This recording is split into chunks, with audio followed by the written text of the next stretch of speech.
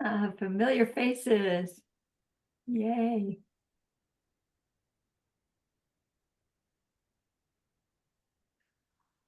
Okay, welcome everybody. When was the last time that you truly rejoiced? Not just in your achievements, in your own achievements, but in someone else's joy, success, or any virtue. I have to admit that I struggle with this. Sometimes I take the good in my life for granted, as if they were simply meant to be. And other times I dismiss my own efforts as nothing special. And when I see others succeed, a small part of me hesitates, forgetting that their joy doesn't take anything away from me. But rejoicing is a radical act. It turns compassion into inspiration, envy into gratitude, and isolation into connection. Today, we have the rare privilege of learning from Lama Sumati and Lama Sarahni, whose wisdom will guide us in opening our hearts to the joy already present within us and in the world. So let's each commit to take at least one insight today and put it into practice in our lives. So we just don't become a library collecting wisdom without really living it. With this, I want to warmly welcome my dear Lamas, Lama Sarahni and Lama Sumati.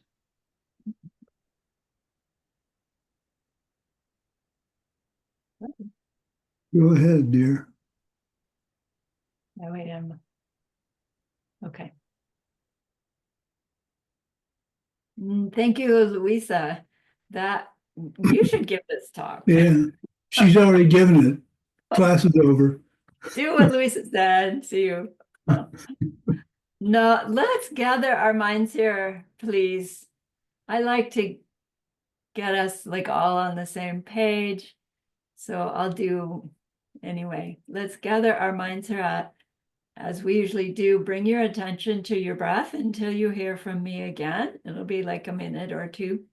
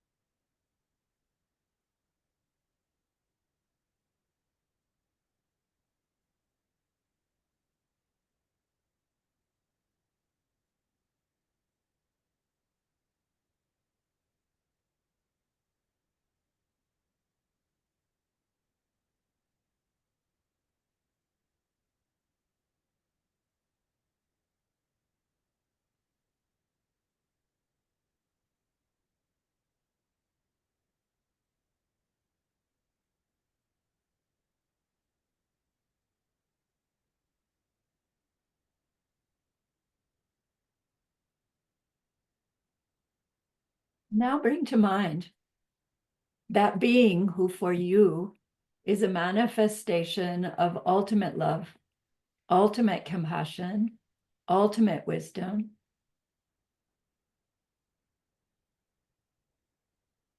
And see them there with you, just by way of your thinking of them.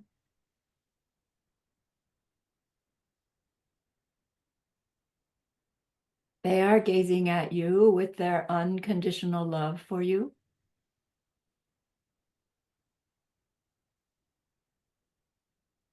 They are smiling at you with their holy great compassion.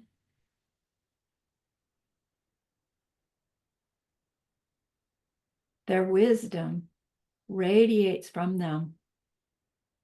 That beautiful golden glow encompassing you in its light.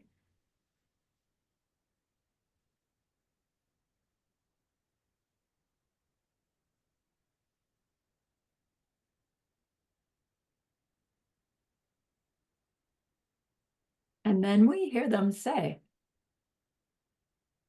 bring to mind someone you know who's hurting in some way.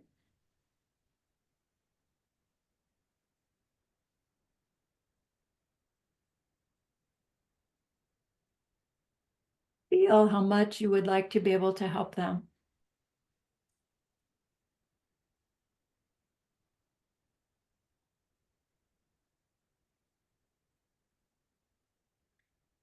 Recognize how the worldly ways we try fall short.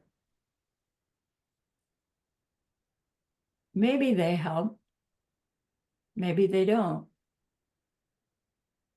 Even when they do help, it seems like the person goes on to have some other kind of distress.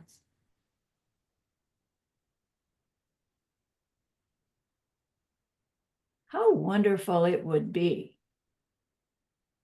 How wonderful it will be when we can also help them in some deep and ultimate way,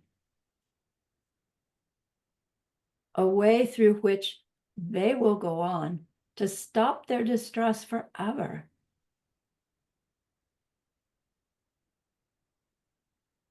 Deep down, we know this is possible.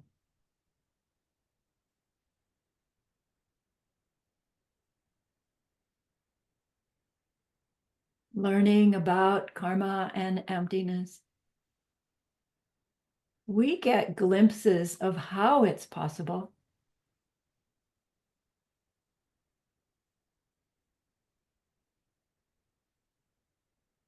And deep down, there's a part of us that knows this is what we're meant to become.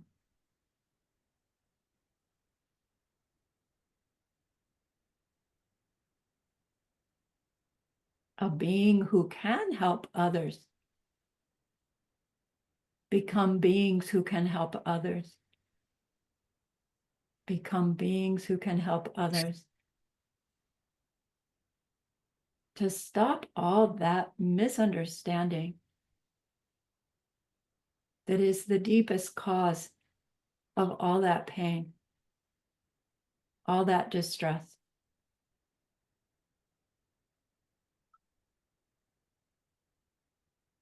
And so turn your mind back to that precious holy being.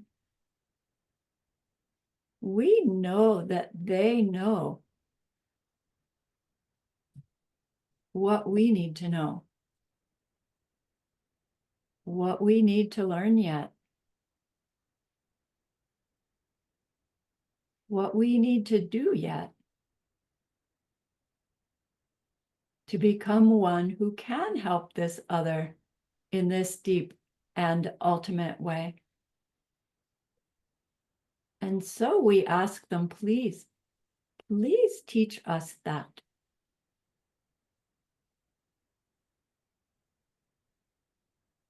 And they are so happy that we've asked. Of course, they agree. Our gratitude arises. We want to offer them something exquisite.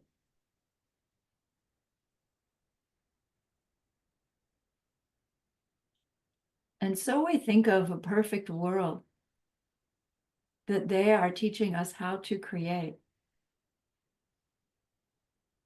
We imagine we can hold it in our hands.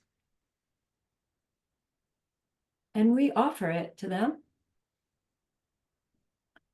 following it with our promise to practice what they teach us, using our refuge prayer to make our promise.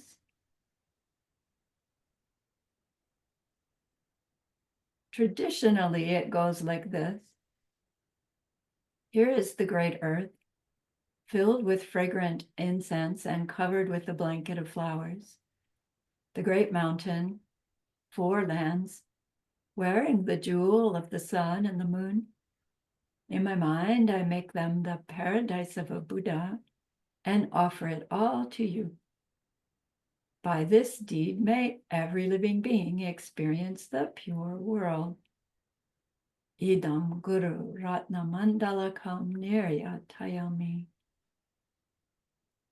I go for refuge until I am enlightened to the Buddha, the Dharma, and the highest community, through the merit that I do in sharing this class and the rest. May we reach Buddhahood for the sake of every living being. I go for refuge until I am enlightened to the Buddha, the Dharma, and the highest community. Through the merit that I do in sharing this class and the rest, may we reach Buddhahood for the sake of every living being. I go for refuge until I am enlightened to the Buddha, the Dharma, and the highest community. Through the merit that I do in sharing this class and the rest, may all beings reach their total awakening for the benefit of every single other.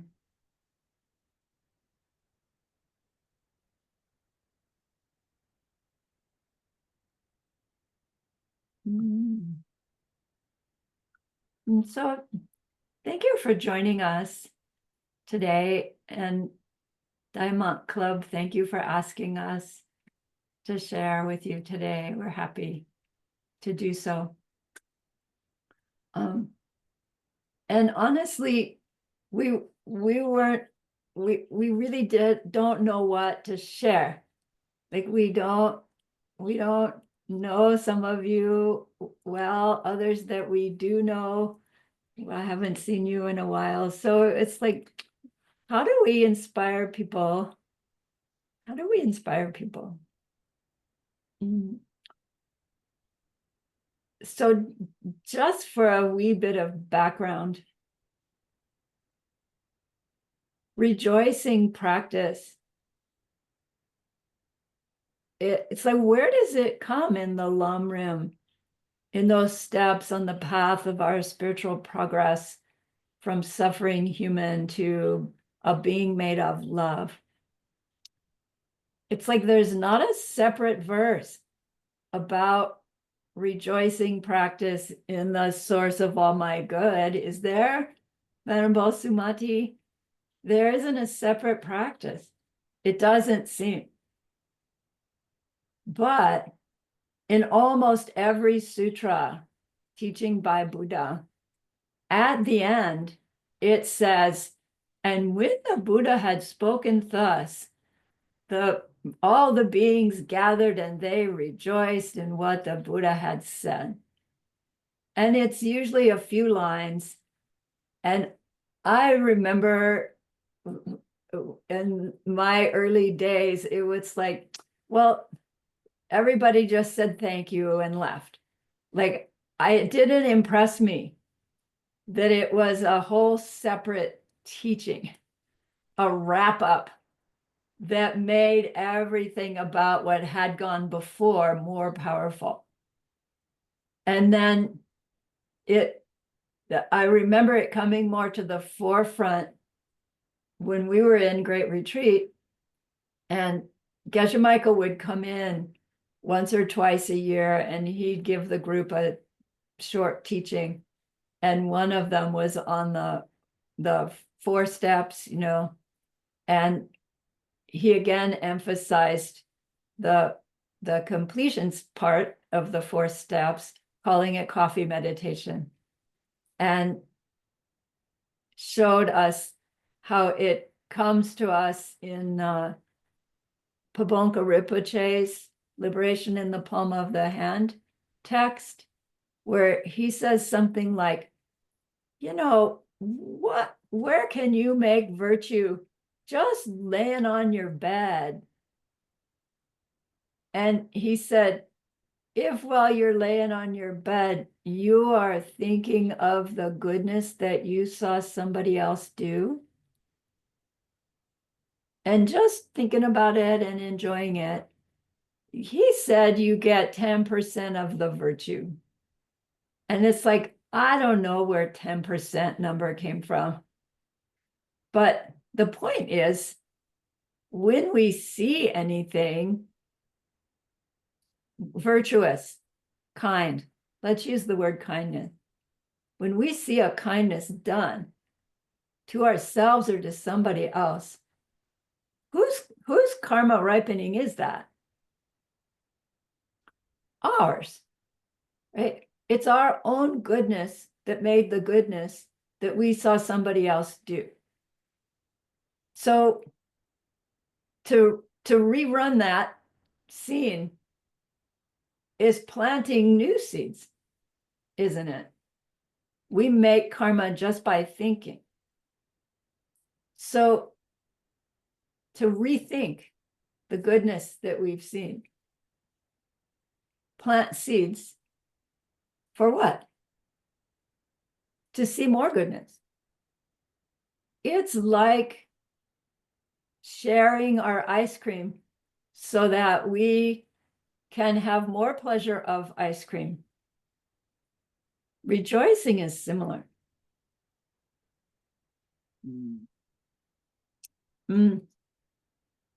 So why don't we do it? Our habit is when we're, sitting over a cup of tea, our habit is to think of all the things that went wrong, isn't it? It's my habit. And every now and then there's a good one that pops out. But mostly it's rehashing the ordinary. And what's that doing? Planting seeds for more ordinary. More they did that to me. That's not going right. When it's just a habit to do that. We could just as well be thinking of, wow, I saw that neighbor chase down that stray dog. A three-legged dog was running around the neighborhood. And we could have just gone, it'll find its way home.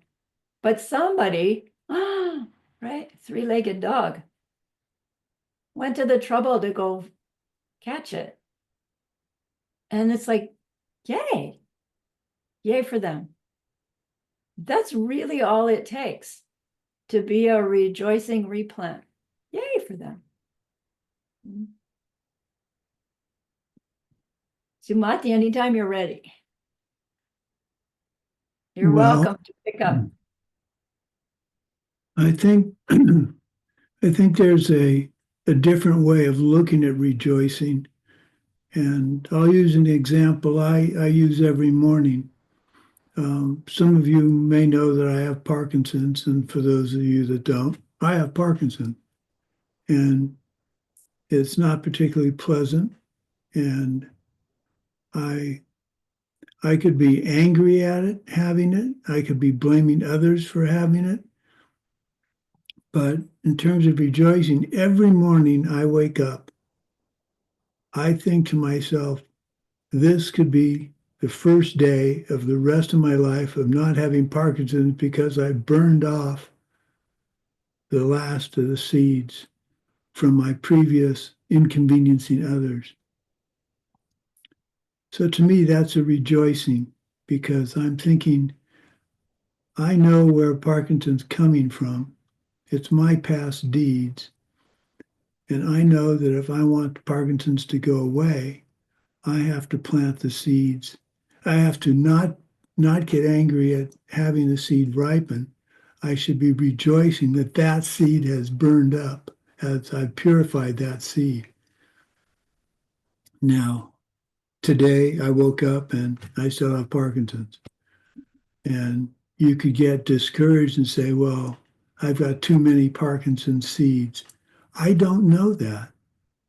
So my rejoicing is thinking, this could be the day I burned off the last one. And there's absolutely no reason that, well, that's true. At some point, I will have burned off the last one. But by rejoicing, I'm reminding myself of where the Parkinson's came from, the how and the why. And I'm not replanting seeds to keep having Parkinson's. So I see Parkinson's as a great inconvenience. When my tremor is really going in this hand, it's very difficult to think of anything else. And when it's going in this hand, I can't do anything on my computer. So I need to not be mad. And I don't do well with the not be mad part. I get upset, I get frustrated. And that's movement of the mind. and that's planting new seeds. So the whole point for me for this particular story is I'm rejoicing in the fact that I've got the tool, my knowledge of karma and emptiness, to see this malady in my life go away. We all have that seed, that power.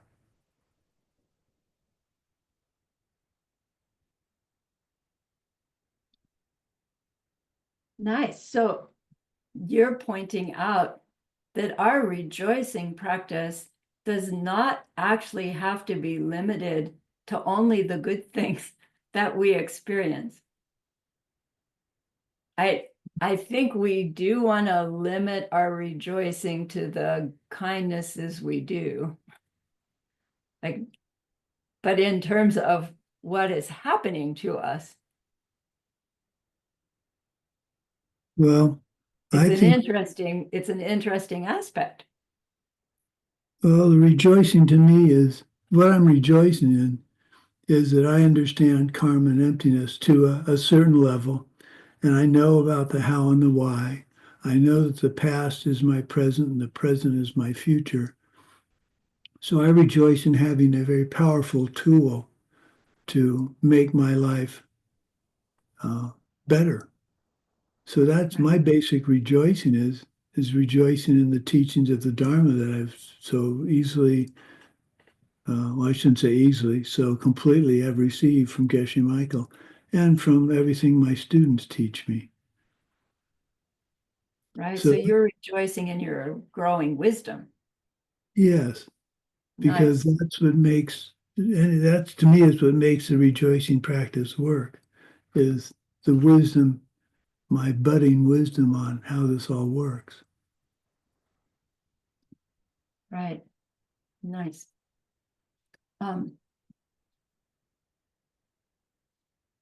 So, if the fact that you're here tells me that you know enough about the method of mental seeds being made by what we think, say, and do towards others, and that those imprints on our mind finally cross a threshold after having grown to be our experience that is similar but bigger to this deed that we did that planted the seed.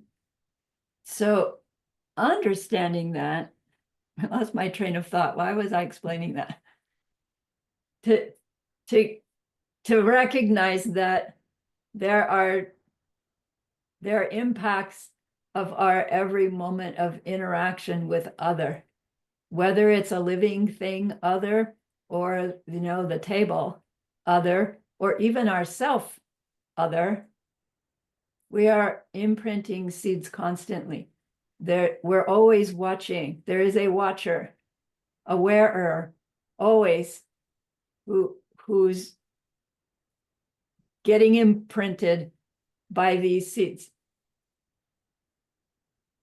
So we have this sense of wanting to choose our behaviors carefully in order to be creators of our future. And ordinary human being is to be reactors to our moment, and our reacting is based on our past understanding of what's right to do and what's not right to do. And most of that is accurate, but misunderstood. And as we learn more and more the subtleties of what we want, what we are perpetuating versus what we would like to create, we see that where our power lies is in how we respond to any given moment of experience. And so we want our responses to be such that when those results come back to us, they will be situations that will help us make even better seed planting, not just for ourselves, but for the benefit of every being and everything involved in our moment by moment. So, Sorry, Lama, that I interrupt you. I think we need to reduce the speed. Or Yeah. Joanna has the hand up, right, Joanna? No, I see your hand up. I thought this is too fast. Okay, sorry for interrupting. I just thought you needed some space to translate. I think there's a point I just wanted to emphasize. We talk about karma being movement of the mind and what it generates in body and speech. And I think for me, I forget that movement of the mind is the starting point. So yes, I get mad at having Parkinson's, movement of the mind. I don't lash out. I don't lash out in speech or in action, but I've had the movement of mind. So I think that's something I need to constantly review as I'm going through my day and being careful that the movement of my mind is the seed I want to plant. And I get frustrated without being able to do certain things. Cooking's becoming more of a challenge, things like that. But if I can remember with joy that I understand how this works to a somewhat limited extent, then that's the key for me. So don't forget movement of the mind, movement of the mind. right. So, I was trying to weave my way to where a shift can happen from our habit of reviewing what's wrong to a habit of reviewing what's right, what's kind, what's positive. Like I don't like the words right and wrong, because there's no such thing really. There's something I did that's going to come back as unpleasant, and something I do that's going to come back as pleasant. And that's what we're wanting to negotiate better.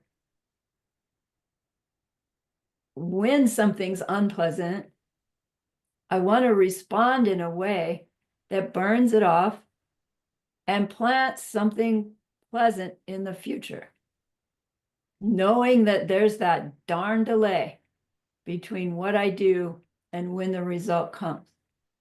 So the rejoicing practice is a tool that will help us shift our mind from the mind that's constantly searching out the negative and replaying it to a mind that is using the negative for safety. We need to, but not dwelling in that, and rather using even finding the negativity as a rejoicing practice, as Sumati has pointed out. This is very important in our lives now because of the political situation in the United States. We consciously have conversations about the problems, but we try very hard to realize where it's coming from and what we can do in our own small way. And that's the mistake we make. It isn't our own small way. It's a very powerful way of changing our perception of what's going on politically here and what's spreading across the world as a result of the political situation in the United States. So go ahead. So I was thinking, Oh, yeah, I know it's dangerous. Why? When we understand intellectually the benefit and power of rejoicing practice. And like, I have the reputation of being the rejoicing queen. And you know what?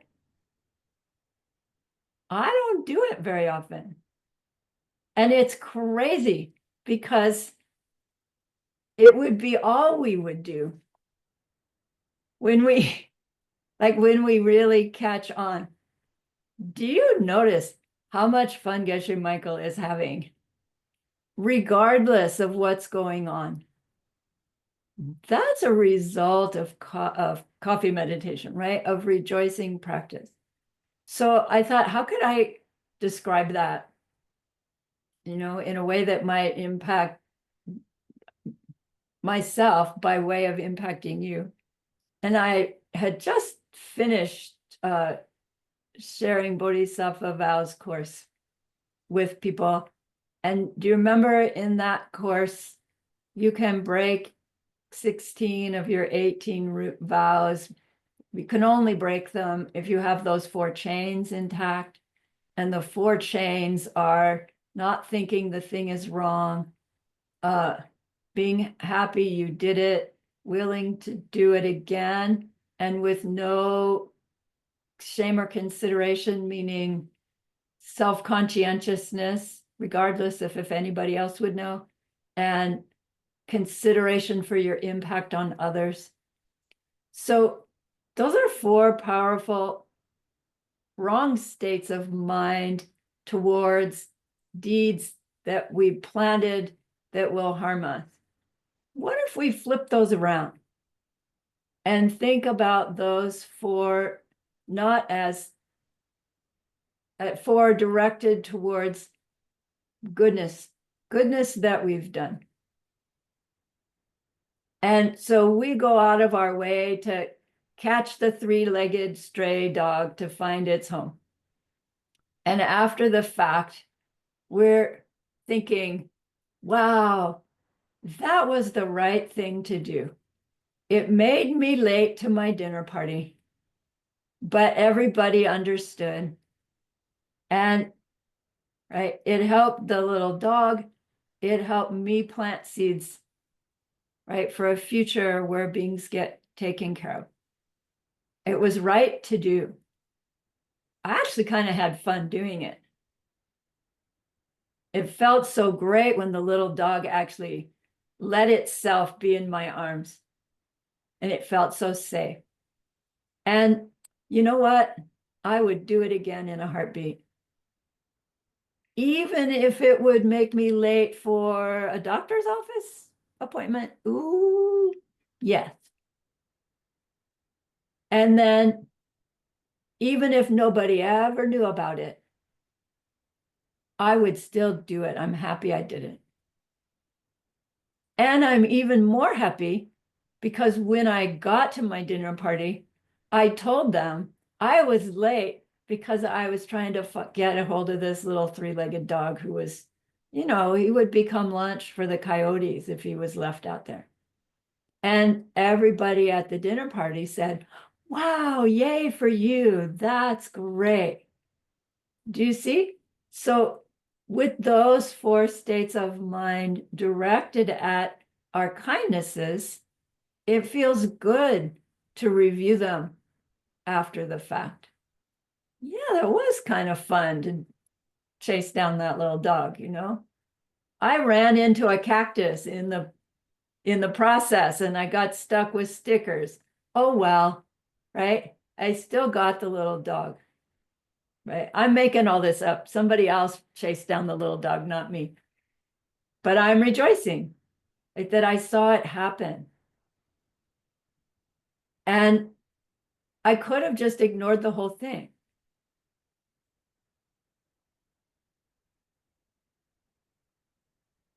How does it affect everyone for me to remember it?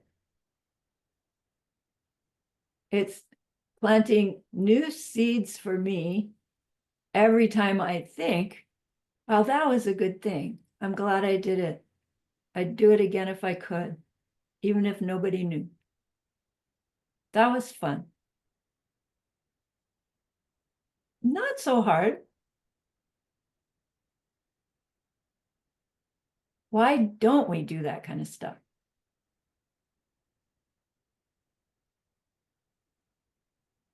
So I was thinking about that too.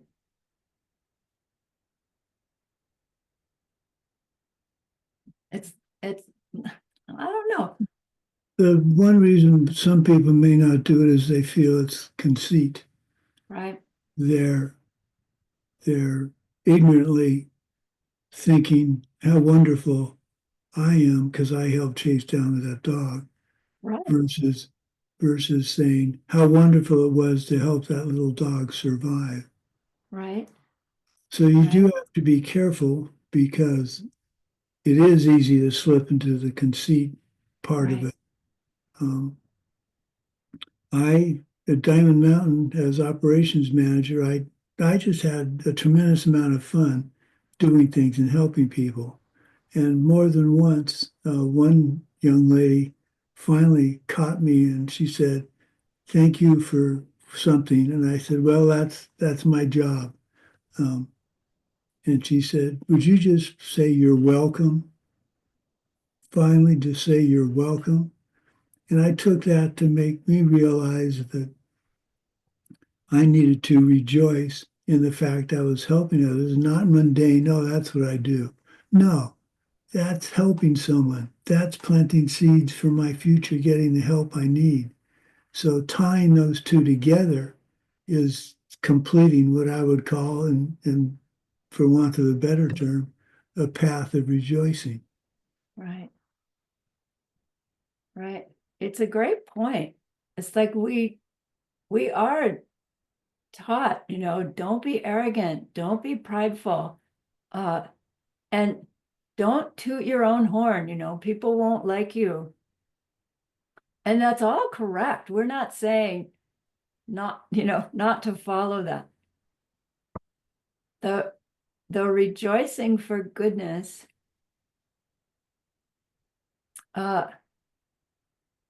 from wisdom side,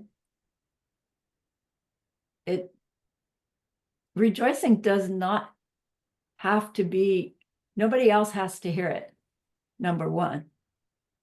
And then as we include in our reasons for recalling the goodnesses that we did, is so that we can be able to do more of them in circumstances that are harder to do them. It will help us from slipping into that, oh, if I rejoice too much in myself, I'm going to get prideful and arrogant and ugly because I don't like people who boast about themselves. So rejoicing, when we're rejoicing with others, I have that same sort of mindset. The rejoicing I generally do is pointing out goodnesses that I saw somebody else do. And less often do I say, I went and tracked down the stray dog.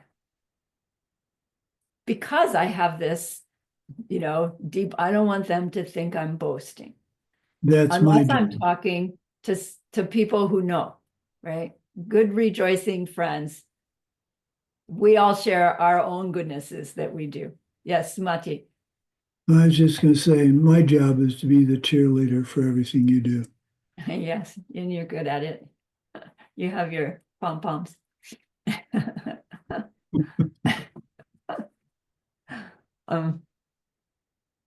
Sorry, I've distracted myself there. We're talking about why don't we do it? I mean, does anybody have trouble rejoicing? Yeah. When we rejoice, is it pleasant? Yeah. Even when we rejoice, there have been times we've done rejoicing practice and the next day something has shifted. There are other times we're still rejoicing for stuff, right? And it has not appeared to shift. Right? Sumati says he wakes up, today could be the day, oh, it's not gone. But you know what? That practice and all the rest that he does is why his Parkinson's is not worse than it is. When he was first diagnosed, he was diagnosed as the kind of Parkinson's that you only survive 5 to 7 years.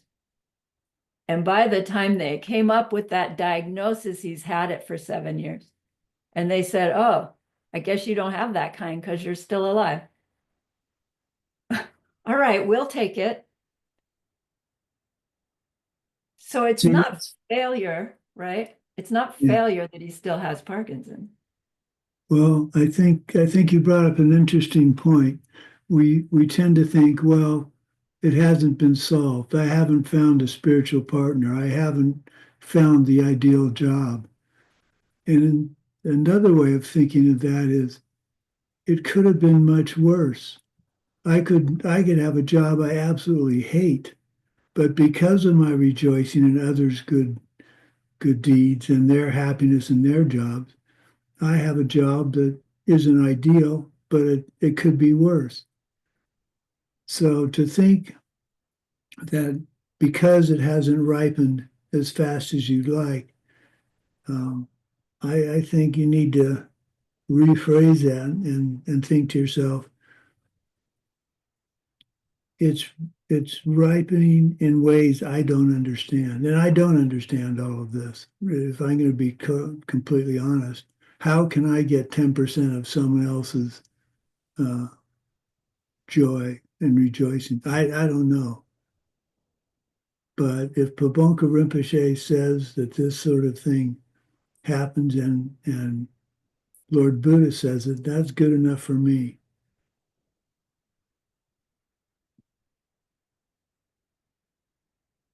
So we're doing kindnesses all the time. And if we take rejoicing practice as this powerful way of bringing those kindnesses to their resultant fruition of greater abundance and safety and beauty and partnerships and calm minds and wisdom, what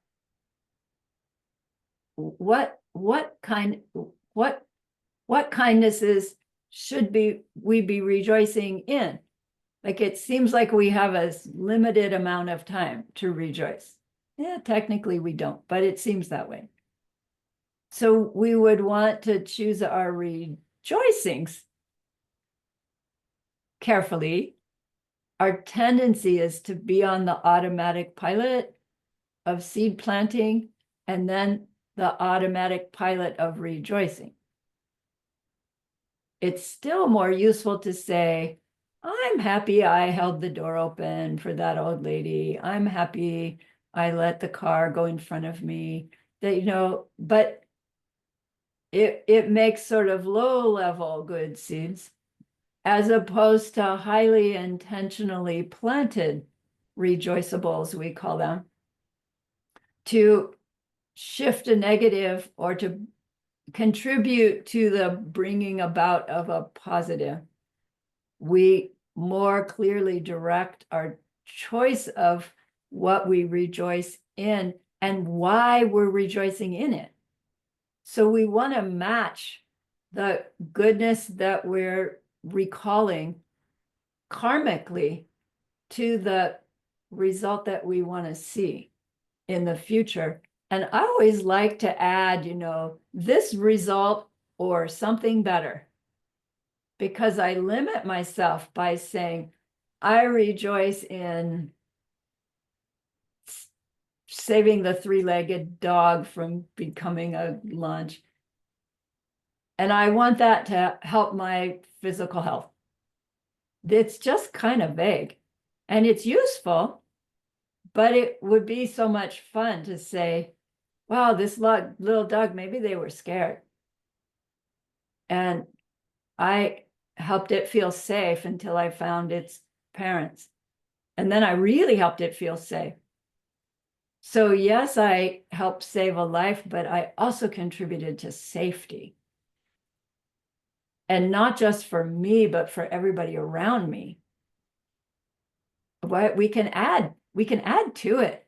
Was I thinking that as I saved the little dog? Probably not. I was just trying to make sure he didn't bite me. But when I think back about it, it's like, well, there's a lot more seeds in there than even at the beginning.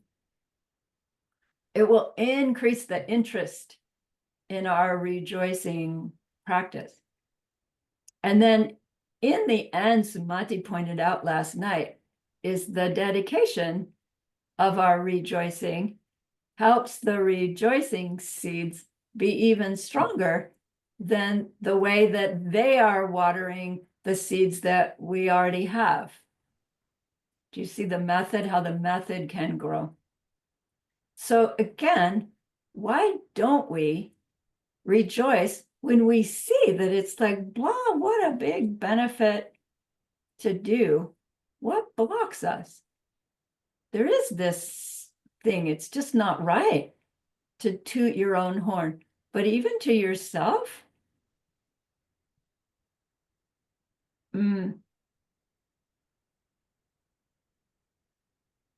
maybe there's a component in there that also says, any goodness that I did, it wasn't good enough. So, it's not good enough to rejoice about. Well, I don't think we're saying that consciously. I hope nobody's saying that consciously. But subconsciously, it would be worth checking in with ourselves. It's like, does it feel, do I resist rejoicing because my goodness isn't good enough? And it's a vicious cycle because it's like I rejoice and then what I rejoiced for isn't happening. So it must not be good enough. So, I don't want to repeat doing things that aren't working. And this devil inside, right? Angel devil, who really does not want us to grow our wisdom big enough, because that ignorant part of me knows that when my wisdom gets strong enough, that ignorant guy's got to go. And they don't want to. So this ignorance, my own mind's ignorance, is going to play hardball against any practice that threatens it. Rejoicing practice is one of the hardest ones, apparently, for anybody on the path to do. It must be a really powerful practice against ignorance, for ignorance to so strongly block our ability to do it. So I think one of the ways that ignorance blocks is by running this theme.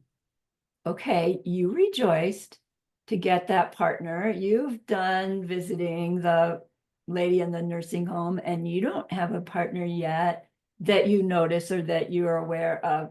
They haven't showed up the way you wanted them to show up. So see, that rejoicing practice doesn't work. See, your practices aren't good enough. See, and it's like our angel me would be saying, shut up, right? You're wrong.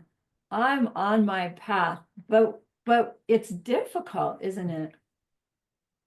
So what do we do? If you had a friend who came to you and said, I just can't do that rejoicing practice. Even when I say it in words, I'm really not feeling happy.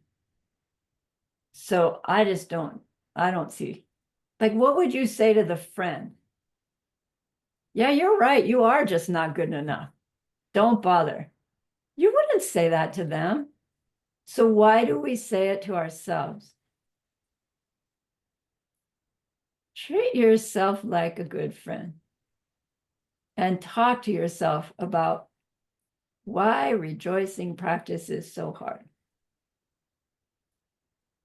And see what yourself says to yourself about it. Like you're talking with a good friend. I know myself would say, yes, I'd like some more ice cream. You. And so you'd make me a bowl. And he's That's good right. about that. So I think it's just critical to remember that our expectation of something happening right away and it not happening is one of the roadblocks. So you have to get over that by thinking to yourself, if I don't do this, what's going to happen? And by doing it, I can only be better. By not doing it, it could get worse. But by rejoicing, I'm setting the seeds in my mind to have the eventual ripening that I want. If I don't rejoice, I'm not setting those seeds. So you have to kick yourself in the rear end and say, okay, it's like exercise. If you've ever practiced something to get good at it, piano, playing volleyball, whatever, you can rationalize not doing it, but that doesn't make any progress. So what you have to do is rejoice.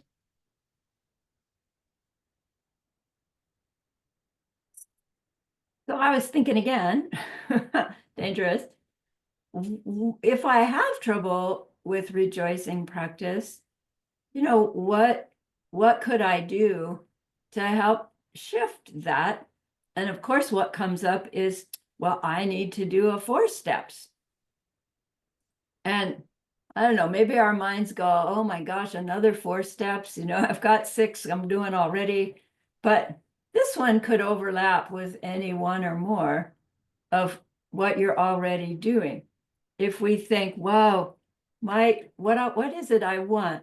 I want to enjoy rejoicing practice. Yeah.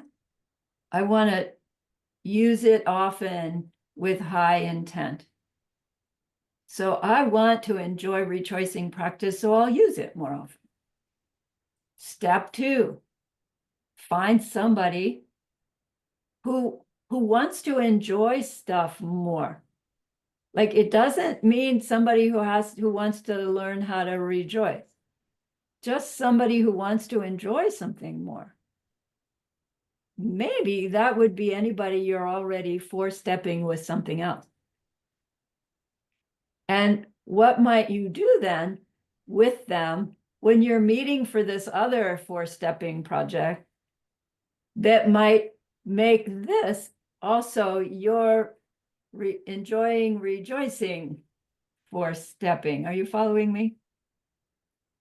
We could, while we meet the person, say, tell me about something you did last week that you particularly enjoyed.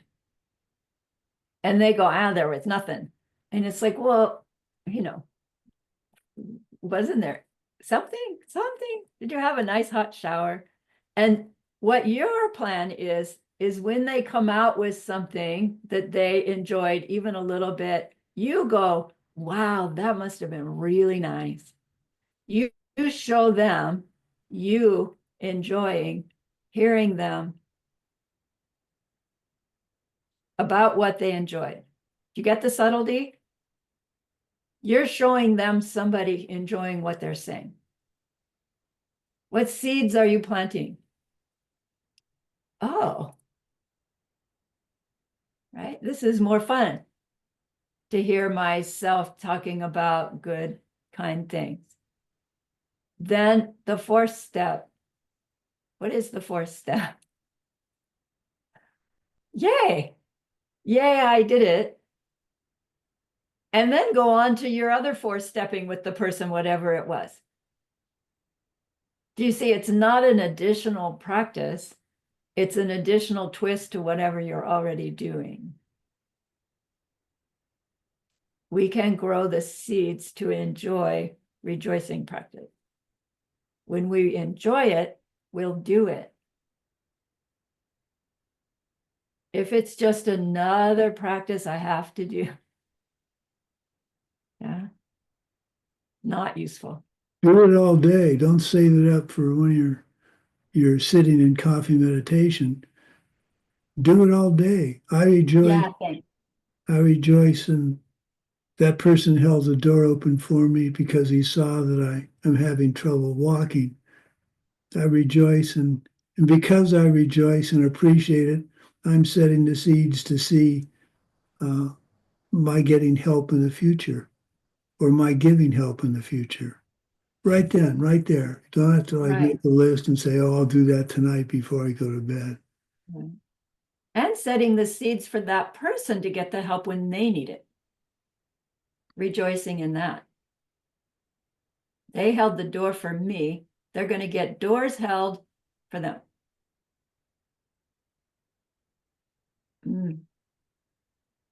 It's like the four powers.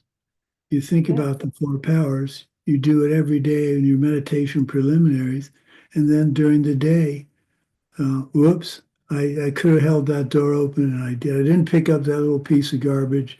I should have. So do a quick four powers. Now, the quick four powers isn't as powerful as a more thorough one, but it's better than nothing. It's setting the seed. Right. So same for rejoicing. Right. Right. So to do rejoicing on the fly, another friend shared with me recently.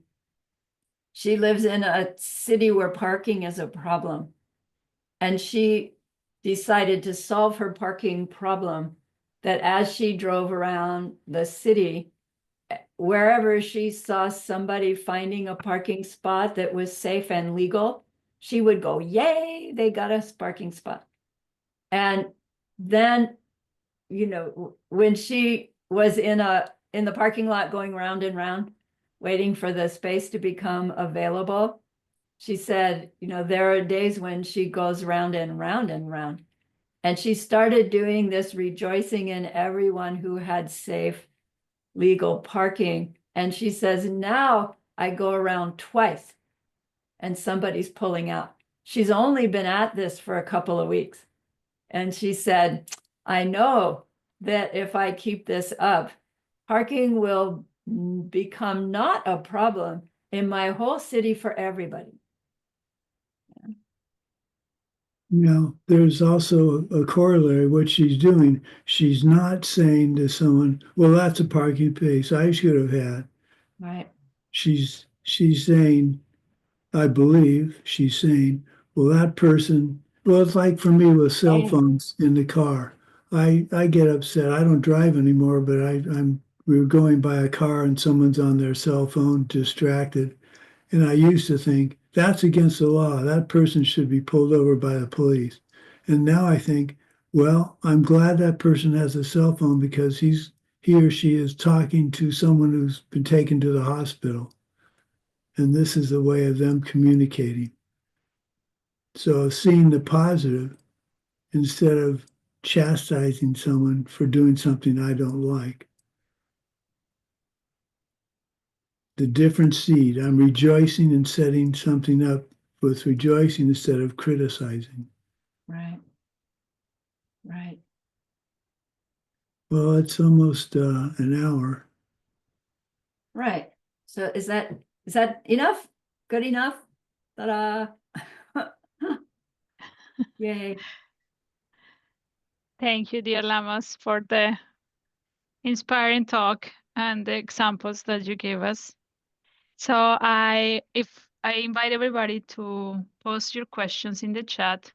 There are two at the moment, or one is a comment, but might be interesting to discuss.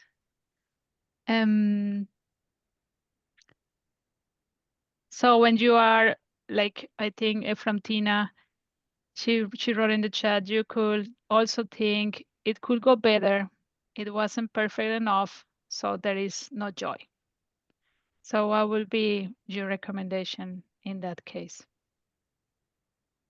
Like if something, instead of rejoicing, then seeing the positive, you just focus, okay, it could have been better and it didn't. So the joy is gone. Right. Sumati, do you want to answer that? Well, I've lived for a long time with this idea that the surest way to puncture a pleasure is to over-anticipate its occurrence.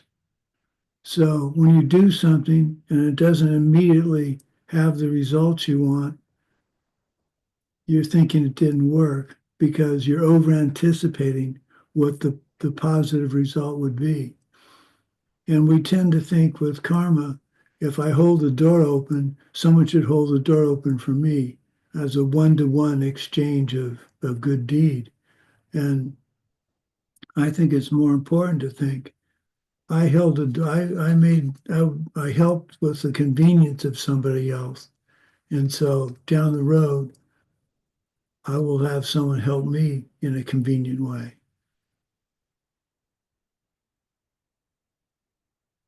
I don't know if that makes sense. Yeah. The one-to-one ripening of karma is my personal feeling, is a mistake. We should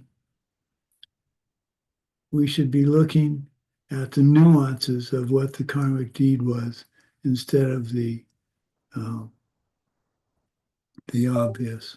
That's kind of the game I play. Right. So you're talking about it in terms of the outcome. I hear her question as saying, well, the good deed that I did wasn't good enough, so I can't take joy in it because I could have done it better, or it should have been done better. That could have, would have, should have, right? Those awful words. And it is difficult in the sense that our like ingrained habit of aspiring to perfection is reinforced by this whole this whole method, as I'm going to become this perfect love, perfect compassion. I try not to use those words anymore. I use ultimate instead, because I can't ever be perfect. Nothing's ever perfect. And so it took a while to finally kind of peel that layer away from my subconscious of it has to be perfect or it's not worth anything. And we don't impose that on other people, but we impose it on ourselves. And so, yes, the joy goes away when we say, oh, I could have done that better. And I would encourage us to say, and what I did planted good seeds that had never been in the world yet before. My new seeds are my contribution. And they were better than what I would have done before I knew about this stuff. Well, you also can say to yourself, I'll do better next time. Mm-hmm. I rejoice. I didn't rejoice as thoroughly as I could have. Or, gee, I think of another way of doing it. Instead of saying, well, I should have done that, Right. you say, okay, great. Next time I'll do this. I'll improve. I'll do this. Right. Right. Rejoicing in the knowledge that you can improve instead of getting upset that you didn't. Yeah. Yeah. I hope that helps. Every little bit of effort is better than no effort at all. So, Claudia, I just There is I am following with the question. There is a question from Becky. What's the difference how you word it between rejoicing on the fly and dedicating on the fly? Like how do you word when you are rejoicing and how you word it when you are dedicating? Okay. That's a secret I'm not going to divulge. I'm I'll kidding. divulge mine. I'm kidding. You want to Go go? ahead. No, you go ahead. Yeah, dedicating, may all beings benefit. Rejoicing is, wow, cool. Really, just those two feelings. Well, that was neat. That's a rejoicing. Like, I'm happy that happened. I'm happy I did that. Just even in just words, even if you don't feel it, you're making an imprint on your mind that says somebody cared enough to follow that little dog until they caught it. Yay. And then dedicate is just the idea, may that goodness spread in the world to everybody. Okay. Yeah, rejoicing to me, if something happens particularly positive, I say to myself, well, the karma for helping that person in the past just ripened. Wow, it ripened in this lifetime. That's terrific. Now I need to dedicate so that it'll happen again, and rejoice so it'll happen again. Okay, there is a question from Claudia. Something that troubles me when it comes to rejoice is having judgmental thoughts. How can I overcome that? Judgmental, I don't know how to pronounce the word. Judging thoughts? Judgmental. Okay, yeah.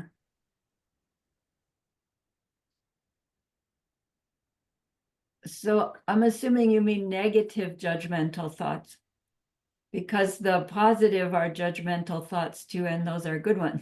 We want those. The yeah, but syndrome. I have it myself. It's like I saw myself, helping so and so. Yeah, but all the while you were there, you were thinking, right? Yeah, the yeah, but. And it's similar to the question about, until it's perfect, not able to be inspired by it. This is similar. So it is having negative judgmental thoughts. Technically, we are hardwired to see what's dangerous. We don't really live in a world where there's danger all the time for most of us.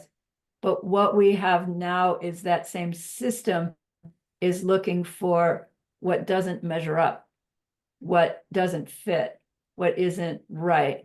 So it becomes this negative judgmentalism that was designed originally to keep us safe. Lion in the grass or no, safe. It's not lying in the grass anymore. Now it's, her hair color doesn't look nice.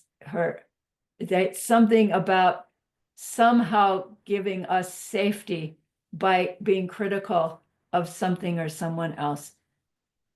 It's habit, not a habit we've chosen to create. It's evolved from our basic mammalian need to be safe. So as with any change that we want to make, when we know the seed system, we do a 4 steps, right? Find somebody who's struggling with negative judgmental thoughts. Get together, help each other. But when you help each other, you know what's going to happen.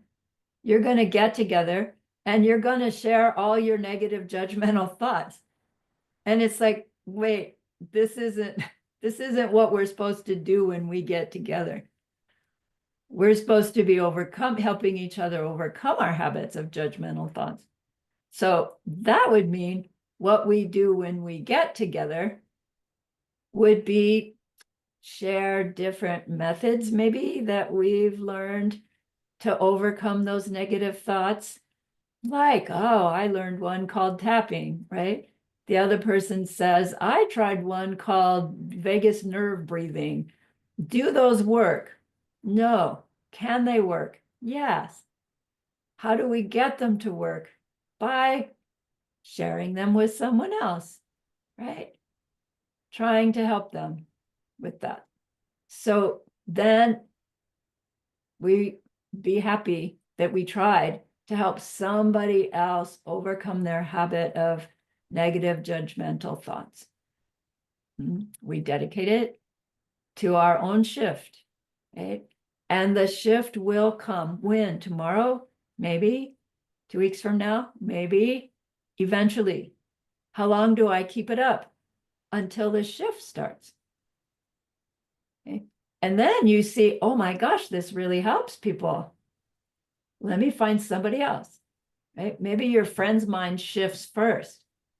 Yay, let's add another person, okay?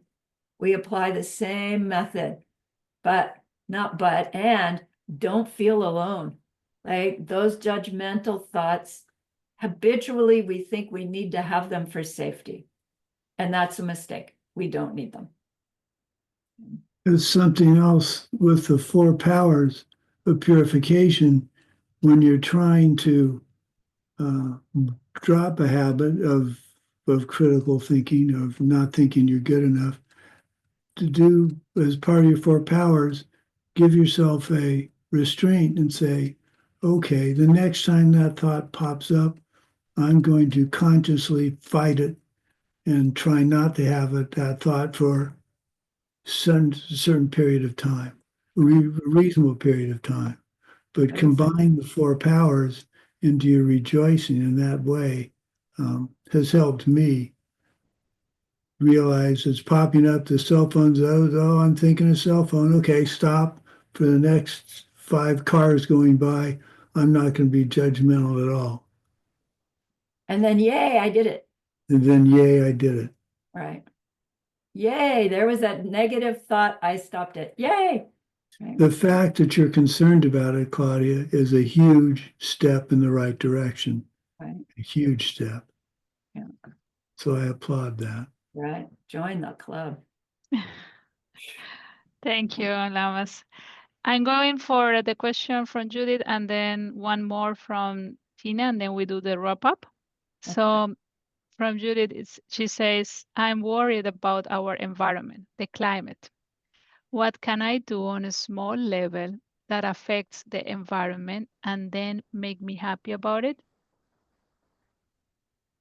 Well, I've had a process in place for many years where it's a little harder to do now because when I lean over, sometimes I keep going.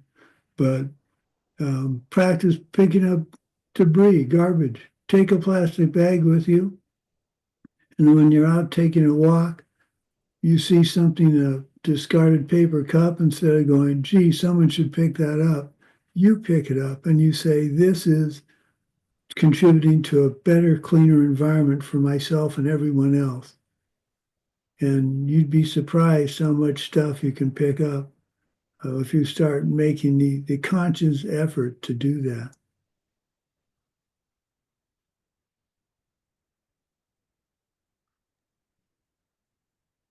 Okay, thank you, Lama. And the last question is, what is the seed for seeing the negative as something positive? To be happy that I have challenges right now and to realize that I am breaking down the old.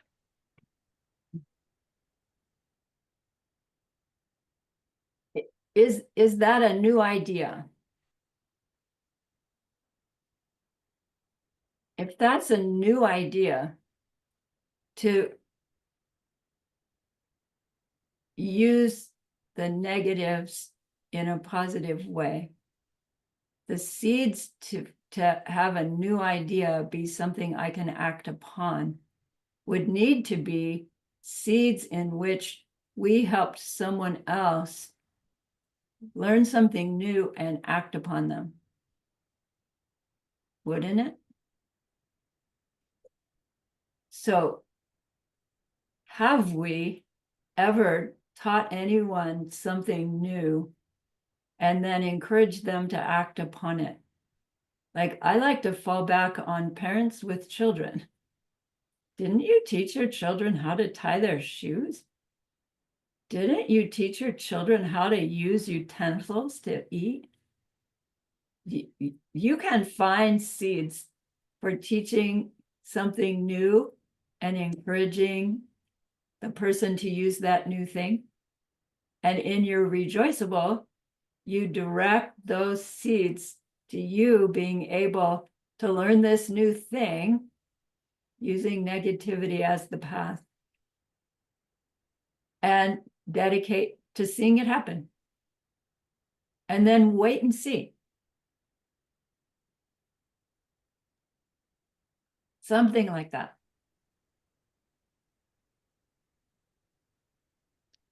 Thank you very much, dear Lamas, for the wisdom, for the examples, for the inspiration, for being here with us today.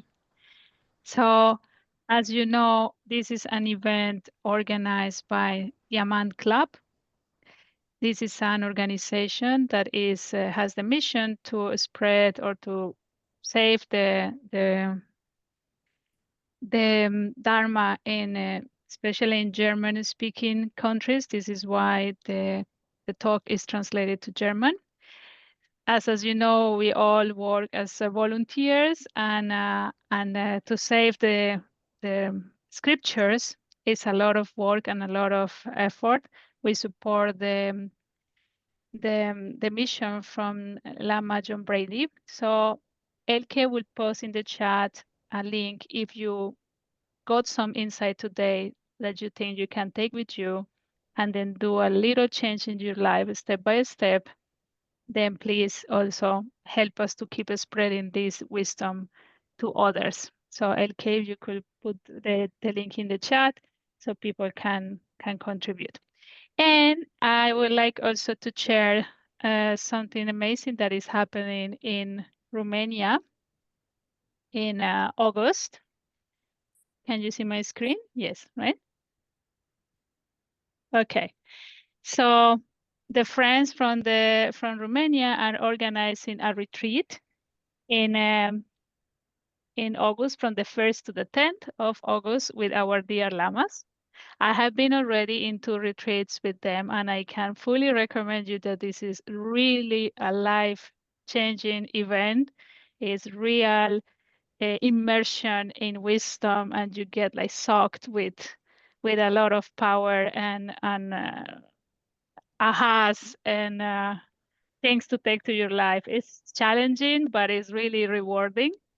So there is going to be 3-day teaching and the retreat is about the source of my good by our Lama Jetson Kappa.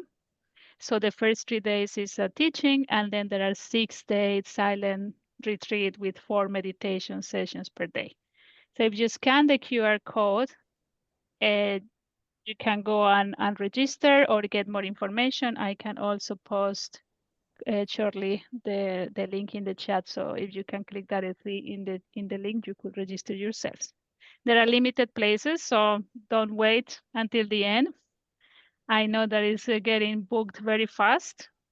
So yeah, and it's with our amazing lamas. You already experienced a little, like a teaser, how is a teaching with them. So imagine this extended to 10 days and almost 24/7 immersion with wisdom.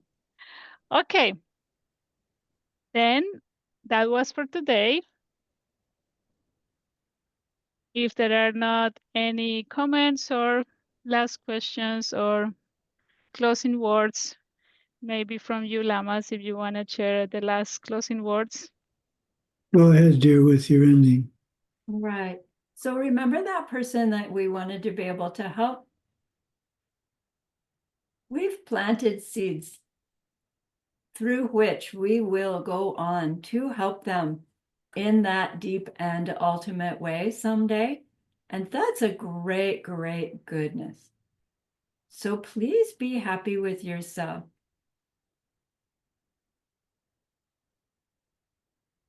And think of this goodness like a beautiful glowing gemstone you can hold in your hands. Recall your own precious holy guide. See how happy they are with you. Feel your gratitude to them, your reliance upon them.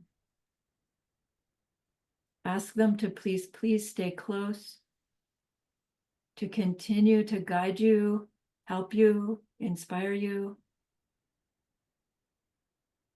And then offer them this gemstone of goodness. See them accept it and bless it. And they carry it with them right back into your heart.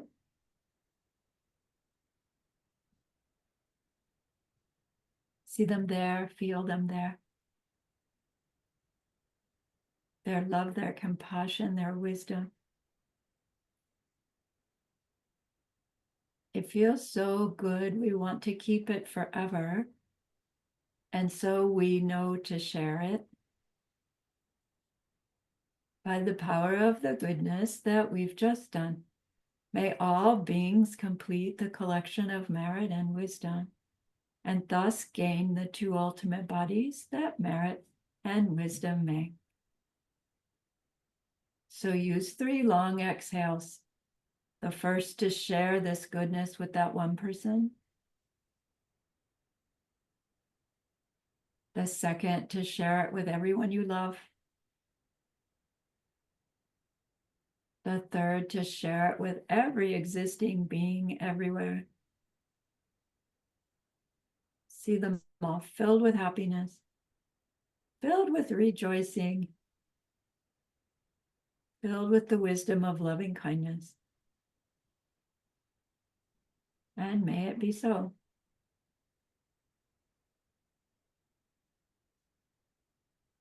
Thank you so much for the opportunity to share. Thank you for supporting ALL. Thank you, Lamas. Please stay. Please keep teaching us, and hope to see you soon again and keep learning from you. And thanks Amen. everybody for, please rejoice in Please the rejoice. time you dedicated today to break the bad habit of not rejoicing. Yay. Goodbye, Okay. everybody. Okay. Goodbye, Bye-bye. everybody. Thank Bye-bye. you.